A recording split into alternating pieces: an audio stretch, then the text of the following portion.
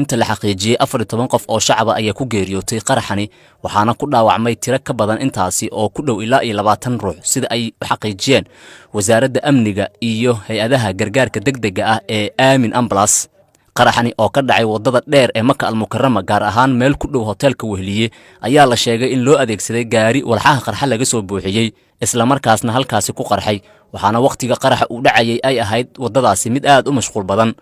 taasi oo markasta ay sheegeen laamaha gargaarka degdega ee caafimaadka in tirada dhimashadu ay kordhi karto maadaama ilaa iyo hadda ay jiraan dad laga baadigoobayo dhismayaasha hoostood kuwaasi oo la tuhmayo inay dhinteen waxyeelada ugu badan ee qaraxani waxa uu soo gaaray dad shacab ahaa oo fadhiyay meel mehrad ah oo shaaha laga cabo iyo sidoo kale wadayaal bajaaj kuwaasi oo adeegsanayay wadadan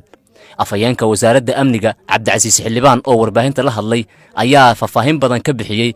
inta ay ka ogyihiin waxyeelada uu geystay qaraxani inta aan hayna ilaa iyo hadda tirada dadka Soomaaliyeed ee wax ku noqday waa 20 ruux waxayna isugu jiraan dadka dhintay ee ilaa iyo hadda aan ognahay ama aan meydadkooda tirinay waxay gaarayaan 14 ruux sida mas'uuliyiinta wasaaradda amniga ay sheegeen tirada dhimashada ayaa waxay kor u dhaafaysaa ilaa iyo 14 qofood dhaawacana waa ilaa iyo 5 laakiin dad goobjoogayaal Universal TV waxay u xaqiijiyeen in tirada dadka dhintay iyo kuwa dhaawacmay ay intaas ka badan tahay laakiin arinta saameynta badan keeni karta waxay tahay xilliga qaraxan uu dhacayay wadadu waxay ahayd mid aad u mashquul badan taasna waxay sabab u noqotay in dadku tirada dhimashada iyo dhaawacba aan la kala saari karin waxaana jiray in gurmadka oo soo daahay ay dadka qaar ee halkan marayayba ay dadku u gurmadeen oo qaar badan oo kamid ah markii hore halkan laga qaaday